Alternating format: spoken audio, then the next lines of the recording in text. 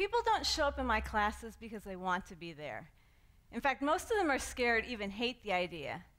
You see, I teach speech at a local state college, and for years, public speaking has been one of the top fears in America. I've witnessed students burst into tears, run out of the classroom, physically get sick, all sorts of crazy reactions, and all in the same class period. Teaching is definitely not for the faint-hearted.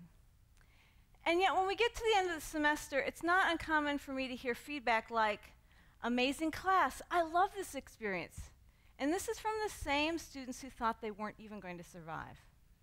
Not only do most of them have a positive experience, but they're actually able to demonstrate high levels of proficiency and skill in terms of the things that they've learned. How is this possible? The key to deeper learning is community. Now, deeper learning as an educational concept has been around for many years, and different theorists and researchers have looked at what are the factors that will determine whether a student has a surface level or deeper understanding of the topic at hand. By surface level understanding, I mean the ability to memorize information and repeat basic tasks, where deeper understanding has to do with the ability to use critical thinking and synthesis and apply what they're learning to everyday life.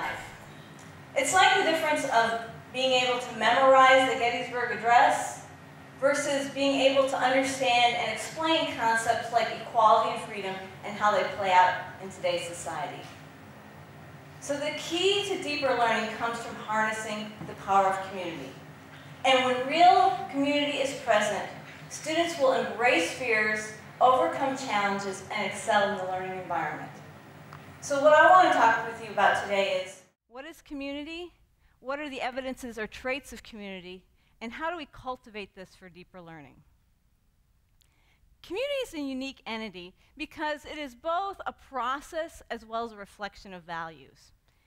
Our understanding of community has kind of evolved over the years.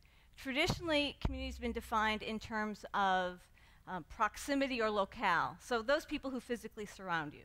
So you start a new job, you sign up for a class, you move to a new house, and you find yourself in a new community. The problem, though, with this perspective is just because you put a group of people together does not mean they'll function well as a unit or even individually. Another perspective that was popularized by Ferdinand Tönnies, who's a German philosopher and sociologist, defines community more in terms of human relationships and social interactions. With today's communication technology and social media, we actually have more opportunity than ever before to create communities of our own. We create connections when we find people that are like us, that have common traits or experiences. And we can alter our community simply by unfriending and unfollowing those who don't seem to fit. And yet the problem with this perspective is it reinforces the idea that I only have to associate with those people that are like me, who have common traits and experiences. When in reality, not only do we encounter people who are different from us with conflicting beliefs and values, but we often have to work with them.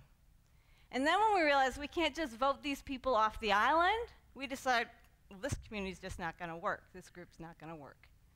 So the type of community I'm talking about here is a group of people that come together for a common purpose, who share ideas and experiences, and the result of this is belonging and connection. People come together because they're involved in a common task and activity, or they have a goal that they want to achieve. And as they interact and they share experiences, ideas, they uncover those similarities as well as the differences. When they recognize the diversity that's present and still choose to extend understanding, community develops. And the byproduct of this is a sense of belonging and a sense of shared connection. So let's look at that sense of belonging first. Recently, I had an opportunity to direct a play, and the actors and cast were made up with mostly rookies who had little to no stage experience. So as we got closer to the performance dates, I thought it would be good for them to get some feedback on their acting techniques and their characterization so they could give the best presentation possible. So what I decided is that I would bring in some reviewers who could give them feedback. Now, when I informed the cast and crew about this, most of them weren't very excited.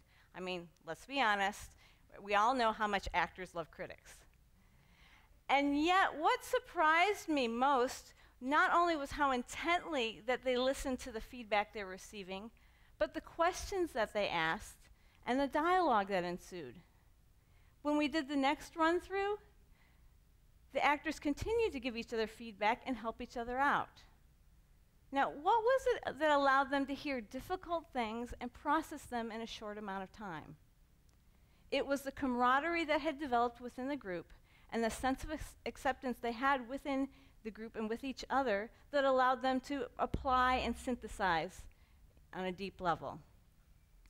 Researchers at the University of Pittsburgh, as well as the University of Michigan, have found a direct correlation between a college student's willingness to persist to degree completion with a sense of belonging they experience. Other research by Dr. Karen Osterman has found that student success rates and retention, specifically in terms of motivation and academic performance, are directly correlated with the sense of belonging they feel in the learning environment. So belonging is important. It has to do with a recognition that a person is part of a group and that they matter to the group.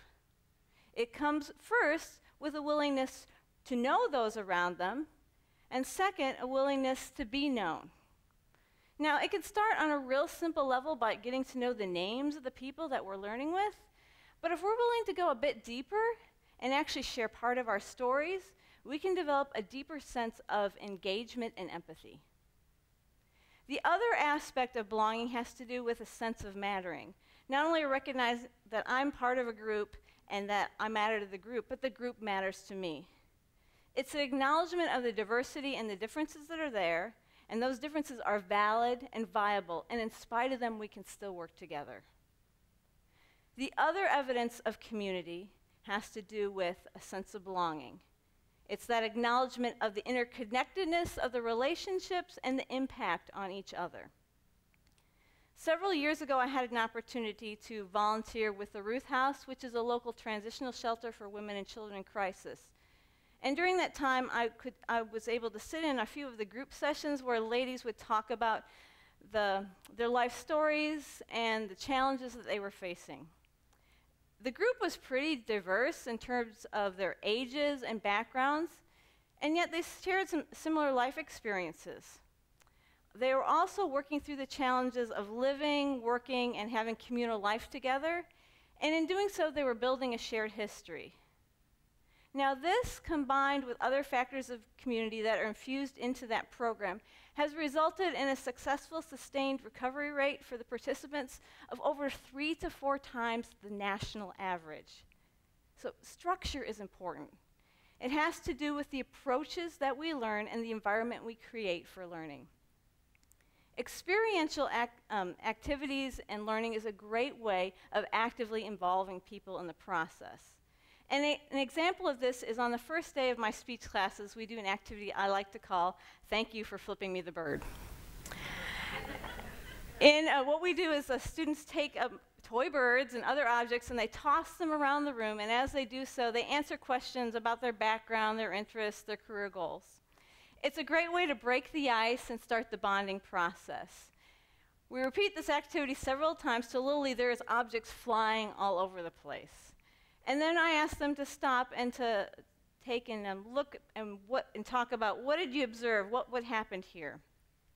Then I posed the question, how is what you just experienced or saw anything like the act of communication itself?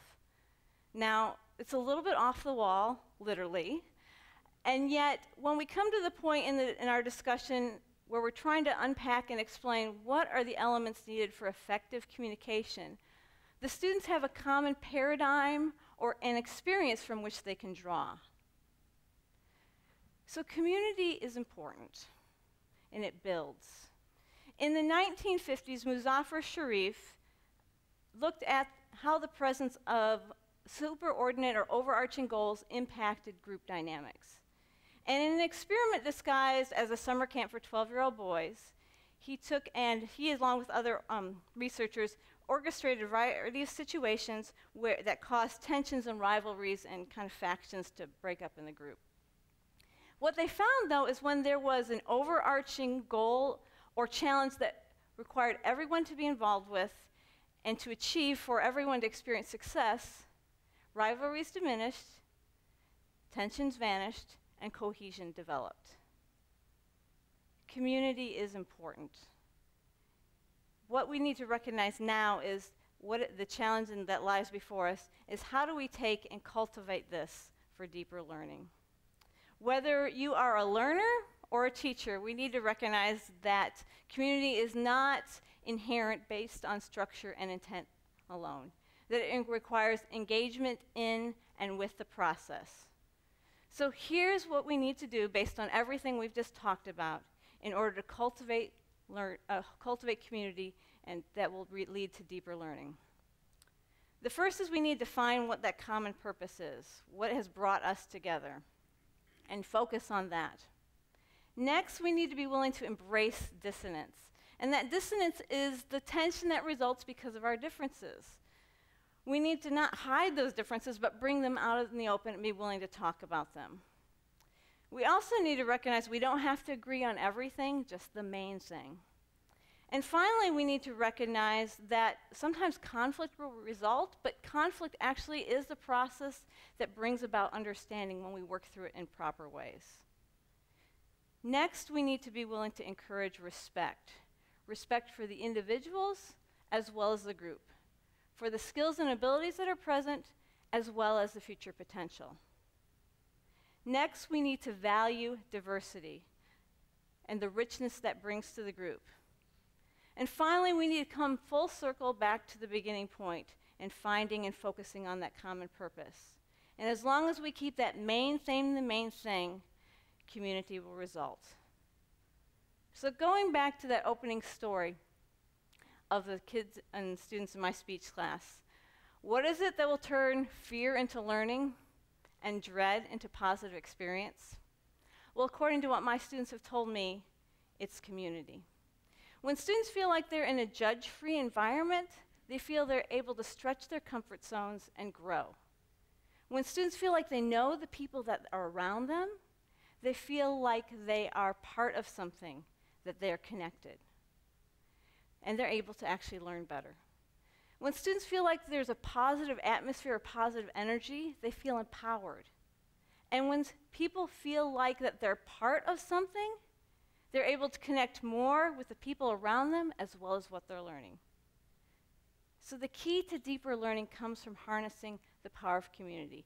And when real, authentic community is present, people will experience a sense of belonging and a sense of shared connection.